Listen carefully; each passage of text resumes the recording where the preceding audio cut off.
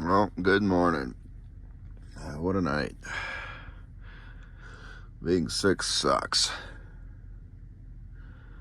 That dry, unsatisfying cough. I got a passenger with me in the sleeper too. I forgot to tell you guys. Yeah, these guys. No, they don't want them getting wet. You'd have to tarp them if you want to put them on the deck. I'm like, well, where the hell am I supposed to put them? I'm not tarping that. So, I guess in the sleeper they go. I don't know what they are. Probably couplings or something. But, we're going to get up, do our morning routine, do a pre-trip real quick, and make sure nothing's changed after our pulse strip, and go deliver this and keep on going. Hopefully, looks like there's a little bit of traffic out there. Looks like it's a fender bender on the highway or something. So, well, let's get our day started.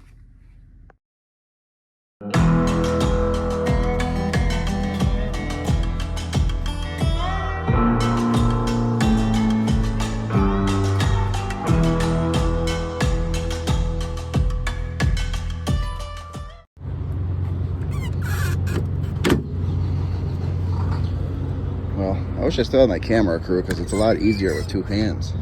Then I can show you guys a lot more. But we'll fire her up and then we'll walk around.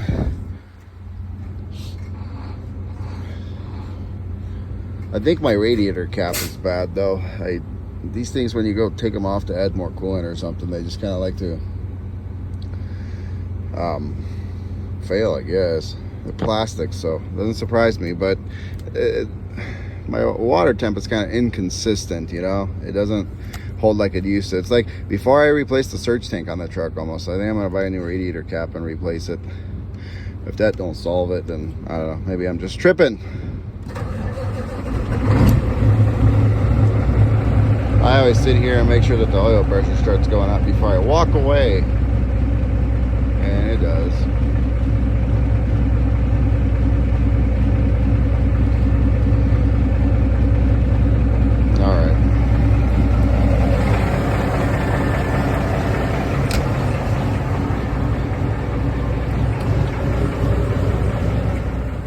All these dual cam ISXs are always salty in the morning.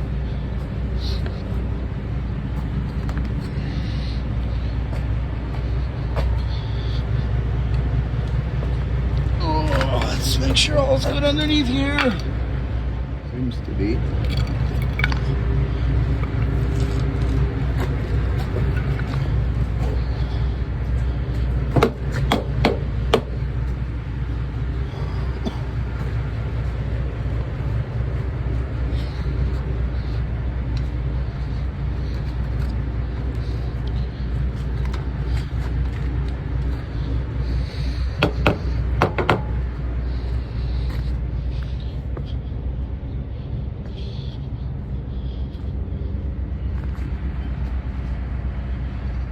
All that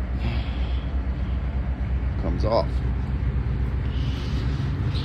We're about excuse me. We're about 30 minutes from our drop. Well, I guess these go too. Okay. So basically everything from the gut wraps, which are these guys, all that goes. Fine with me.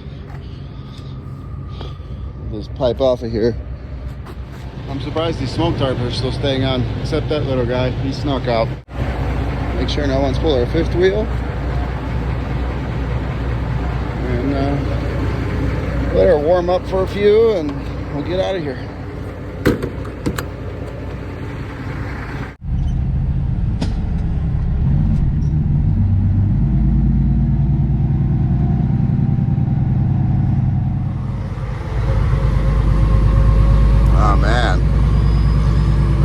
Shot that lost it? That sucks.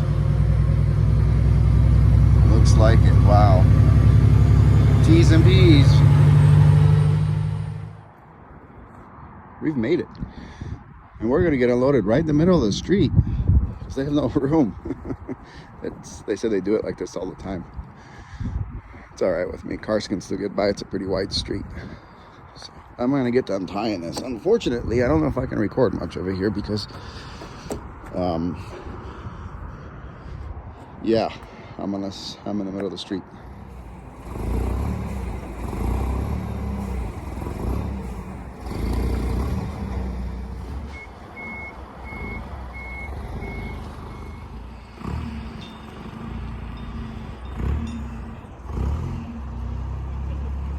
Bye-bye, crappy skinny pipe that I don't like to haul because it's heavy and moves.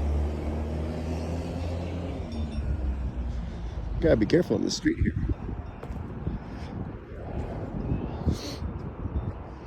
And when we're done, we're gonna throw one more strap there and one on the back. So the DOT is happy, and also so the load don't fall off. That's probably a good idea.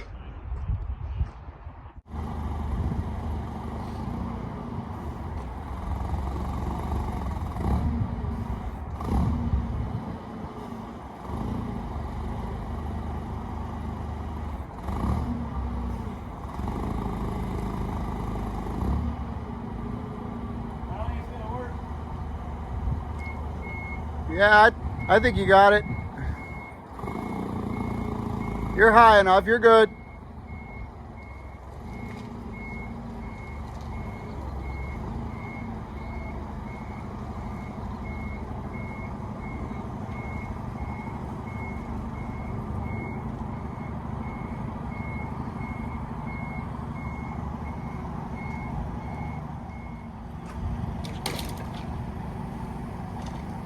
There you go.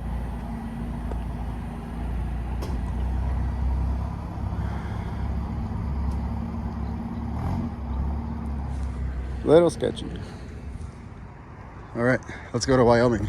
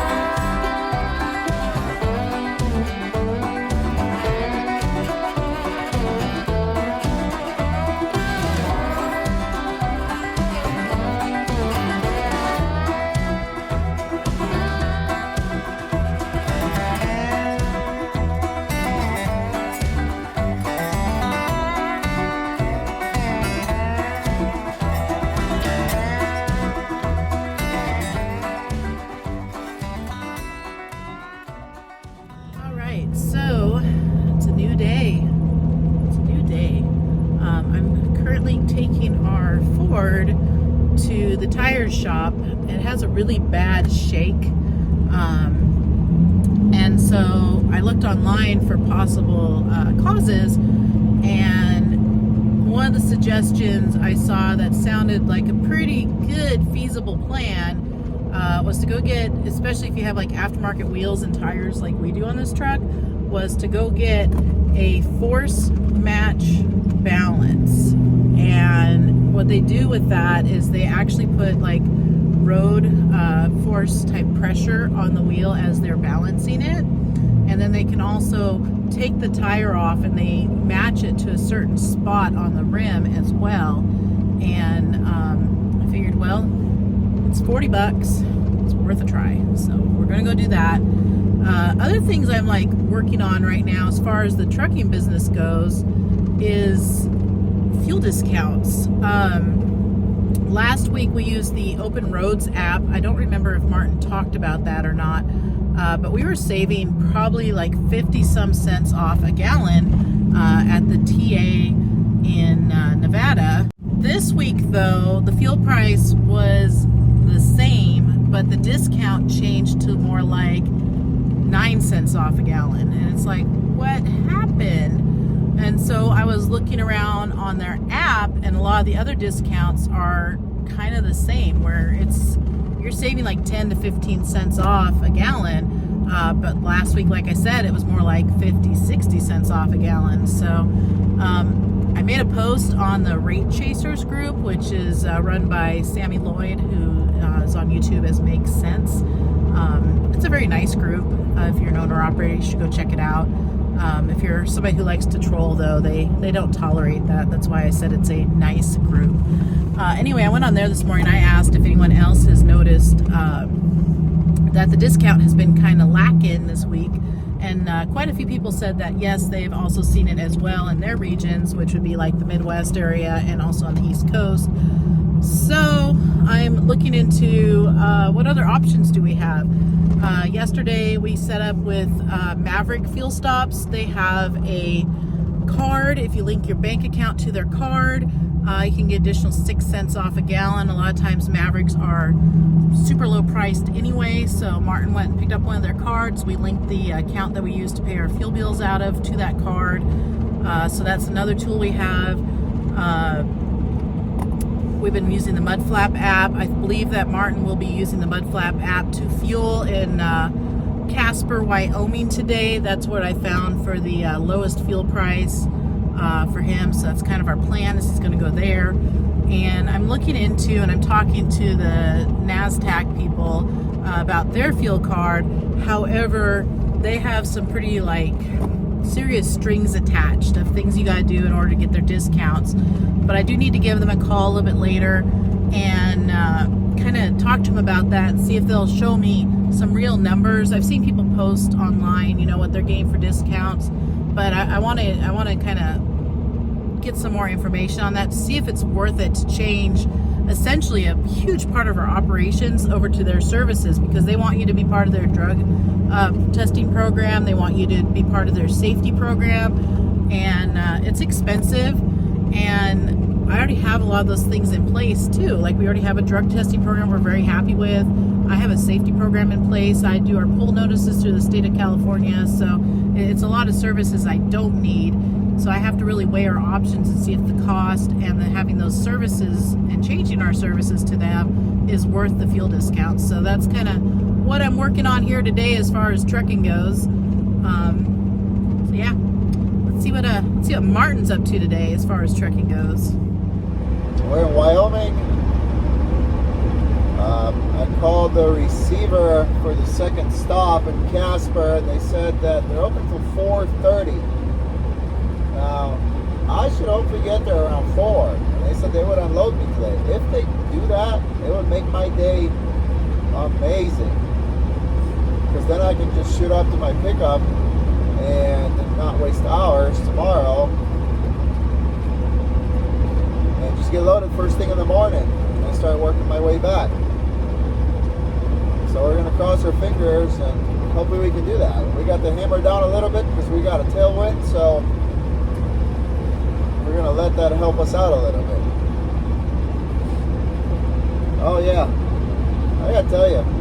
So I put these new wheels on this trailer, and I guess the moral of the story is I'm a bad owner-operator, because I took it to the tire shop and I had them put the wheels on, just the wheels, so they had to swap tires on, and I told them to put 105 pounds in them. And I told them to check all of them for me, put 105 pounds in all of them. Well, they did, but they didn't do the inside.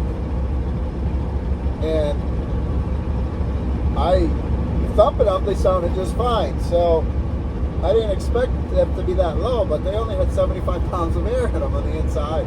So all last week, and again, my fault because I didn't check. I should have checked this before I even left, but after all the running around with this trailer and then, kind of load popping up last minute, I just forgot. And I just got it home and I'm like, man, this truck it's just so all over the road. It sucks. Especially when there's weight on it. So I checked the tire pressure, and the outside was 105, almost 110, and the inside was like 75, because the trailer's sat for a while. So then again, nobody probably maintained pressure on it because it was pulled by a company guy. So I aired it up. I set them out at 105, and man, what a difference. It doesn't do that wandering around anymore. It's a huge difference. So, moral of the story is, don't trust anyone and check your tire pressure yourself. I don't think this guy should be here. Every once in a while you can see the wind hit him from the side, just kind of wants to blow him over. It's 45-mile-an-hour gusts through here right now on 287, just north of Rollins. So hope they can get around this guy. Okay guys, so I'm back home. We got the wheels balanced on the pickup truck. It made a lot of difference, but it didn't necessarily fix the problem. So I guess we have something where when the truck reaches a certain RPM, it just vibrates everything to heck. But I'm home now and I'm doing some trucking work. I have a rate confirmation I need to sign and email back to Mercer for Martin's reload that he's going to do tomorrow.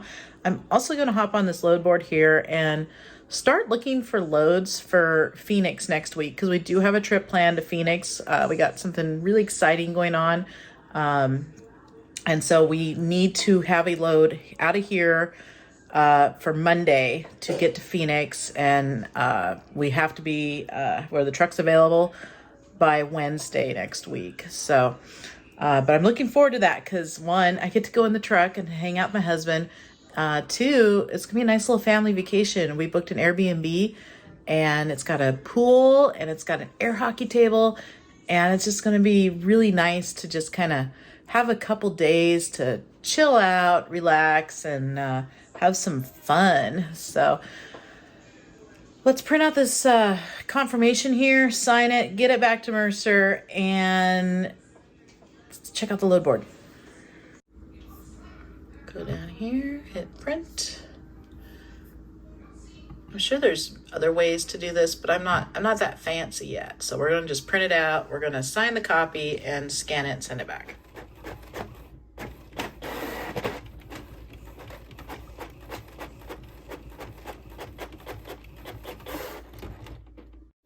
Hi guys, so those of you that aren't truck drivers, this is a rate confirmation sheet.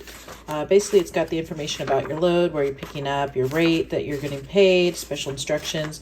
The next page, it usually has an agreement that's just your standard agreement about, you know, being a carrier under your own authority, proper insurance, things like that. Then they'll have a sign, and then you will send it back to the brokerage that has the load, and then usually on the last page will be information about how to get payment.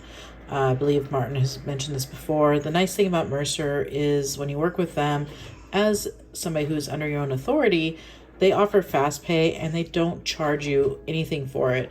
You do, because they want to come over Transflow, you do have to pay, I think it's 65 cents for that service. But like I said, they don't charge you for your fast payment itself. And seriously, it is fast pay. We submit the bills and we're paid the next day in our bank accounts. So that's one of the really nice things about working with Mercer. All right, and then after that's signed, it goes into my file here for rate confirmations not paid. And that way, after it's been delivered, then I can scan it again on the Transflow app with the actual bill of lading. And of course, it will move over here to the rate confirmations paid once Mercer's paid us. So this is kind of my general file system here we have right now for the authority. All right, we're gonna look here on Truck Stop if I can remember how to log into this sucker. All right, over here to the load board. All right, so right now it's not very exciting. Actually, there's nothing posted for the 25th, which is the day that we would need to take a load down, at least out of our radius here of Stockton area. This load, though, it's not a bad rate. It's 3,400. It goes today. The kicker on that one, though, is it is 2 pickups in the Sacramento area and 3 drops along the way to Tucson. But again, $3,400, it's not bad because, you know, the next closest rates, they're a little bit less than that. This rate right here, $1,800. Yeah, I'm not calling on that one. Basically what we've already decided, our guy at Mercer, he's working on putting a load together for us. If he's able to, that's awesome. We'll go ahead and take it from him because usually it's a pipe load like Martin's been doing, and there's like no deadhead to go get that pipe load, and it's really easy to load and tie down. If that falls through and we can't find something on the load board, we'll just bobtail down. It'd be cheaper that way anyway, right? So I don't think we'd drag the trailer down with us, but it'd be nice to get a load though, to go down there and have it essentially pay for our vacation. But like I said, worst case, if we bobtailed down, we're not going to cry over that either. But right now, not a whole lot going on. I mean, that's it. I've reached the end of the load board right there. You guys can see. All right, I'm gonna check and see if there is going out of Oakland to Los Angeles for Monday, if there's anything yet, because that's where Martin will be dropping the load he's on right now. So let's see. Ooh, low load rates. It's wow, $550. Marysville to Bakersfield. Jeez. Huh. Yeah, I don't think we're gonna do that either. That's the problem. A lot of these guys, they like to just run I-5, and they'll bounce just along I-5, either from Sacramento to SoCal and back, or they might run the whole I-5 corridor from Washington State down to SoCal. So there is a lot of trucks, and it looks like they're using it to their advantage, where there's a lot of freight or a lot of trucks and not enough freight. And these rates are, I mean, they're about $2 a mile, but when you're paying in California, like fuel, no joke, is $6 plus. Yeah, it's just, it's not good. So that is a lane we will not be doing right now. Those SoCal rates, like, that's what we used to haul for back in 2014. Fuel was high then, but it was still about $2 cheaper for in California rates. So yeah, what a bummer, you know. When we got into this, I had really hoped that, you know, the rates would hold out at least another year, just so we get our authority going, make some good money. And well, they're not, but we'll be fine. We have paid off equipment and we'll be fine. So now the next step that I need to do here is I got to pick out Martin's fuel stop for him. Looking at open roads, the discounts have been not good today, so we're not going to use that for fueling. I think we're going to rely on mud flap for our fuel for today. I was looking at Casper, Wyoming. They actually had it, I want to say it was, let me check what the rate was. So it's $4.85 at Casper, Wyoming on the Mudflap app. The next cheapest option was Little America on the Open Roads app, and it was still like over $5 a gallon. So we're gonna have him go to this little truck stop in Casper, Wyoming, and that's where we're gonna fuel, and he's gonna use the Mudflap app for the first time today. I did link up our account that we use to pay our fuel bills out of, and hopefully it'll be an easy transaction for him. From what I understand from looking at the app, you give the cashier a code which you get off the app, and then that way they're able to bill you directly through that code. So fingers crossed that it won't be too frustrating for Martin and he'll be able to get his fuel there. Okay, so the other thing with how we're doing our fuel, I made a special account in our banking. It's called Truck Fuel, and it's basically a checking account. So we have a debit card for it, and I'm linking all the payments through all these other fuel cards that we have to draw from that account. I originally set that account up with $4,000, and then each time we get paid by our broker for whatever load we're on, I'm going to take what was used from fuel out of that payment from the broker, and I'm going to replenish it back in that account. So in theory, it's always going to be a $4,000 balance available on the fuel card account. And I think that's going to work out really well for us.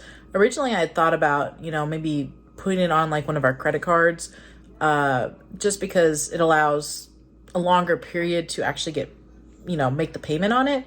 But a lot of these fuel cards, for the discounts, they want to have access to a checking account, probably because they want to avoid having people do chargebacks down the road. So I'm running our own credit, right? So we just took some money that we had out of savings, set the account up, and so far it's working out really well. And as long as I remember to stay on top of the accounting, I don't think we'll have any problems. And if for some reason fuel ever gets to where it's like going to be even higher, like that's God forbid not happening, but if it does, and it gets to be like $10 a gallon, then I guess I'm gonna have to increase our limit a little bit. But again, we're preparers, and so we're prepared, and we do have the money in reserves where if it's needed, we can do that.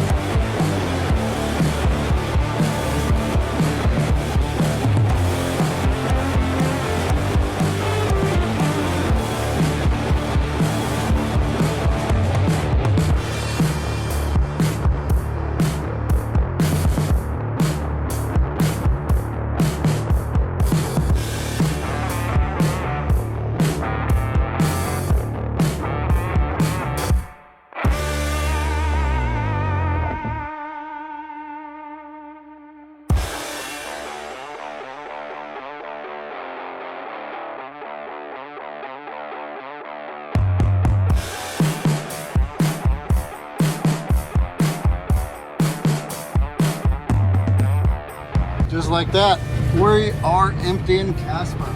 We made it. So now we can go and just go get a reload in the morning. First, we're gonna go get some fuel though over here. But I couldn't really film much because it is so windy out here, and these guys want to go home, and I had to untie this whole load. So, but you guys get the idea.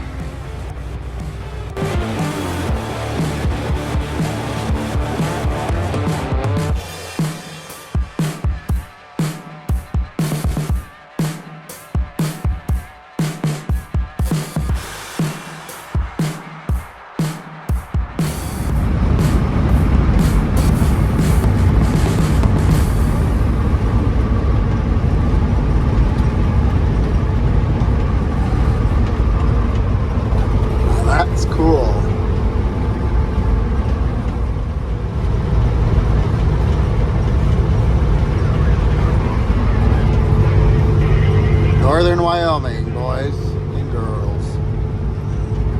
It's definitely God's country.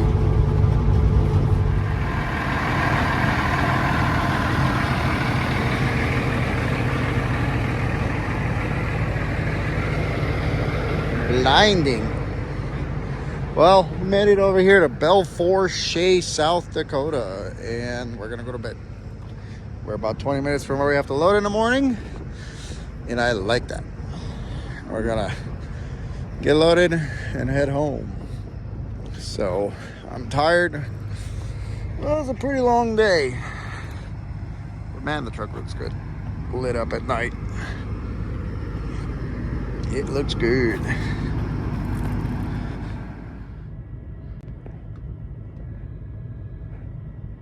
The lighting in this truck's not the best. Let me turn on this light. Maybe that'll help. Oh, there it goes. Maybe. So, we're parked Belfour, South Dakota. As I already said, pretty tired. I'm actually very happy that I'm here. Because I'm happy that I kicked that pipe off in Casper. Because if that didn't happen, I would have had a 4-hour drive just to get here, then a 4-hour drive just to get back there, and that would have killed a lot of my clock, and I wouldn't really make much time. So being that I'm literally 20 minutes from the pickup, I get a fresh clock in the morning, and we'll be able to put some miles down, work towards home. So we got to tarp that load tomorrow. It's not a big deal. I think it's like super sacks. I've never hauled it, and it's filled with bentonite. And we'll just tie it down, tarp it down, and get the hell out of here. And make our way back home. If all goes well, we should be back Friday night. That'd be nice. But Fancy Hawk's chilling. He's turned off. I got my bunk heater that's down there. Sorry you can't see it. Bumping. It wasn't working very good yesterday. It kept turning off. I think it's in the thermostat. So now it's working. It'll keep me nice and warm. Don't have to idle the truck. Truck actually did all right coming all the way out here. Granted that we started running empty, but I think it got like 6.3 all the way to Casper. So not bad. It was pretty damn windy once we hit 287 and hit that, I think it's 220 that splits off later. Yeah, it was like bad. That straight truck that was in front of me, it looked like he was gonna go over a couple times. But that's typical because that's Wyoming, so. All right, I'm gonna go to bed. Probably get up around 6 in the morning and head on in there and see if we can get loaded up, tarped, and make some miles and head home. So, yeah, we'll catch you guys tomorrow. Hopefully we can get some cool loading footage. Pick it up, pick it up, pick it up, pick it up. You see the drip, yeah, I'm fitted up.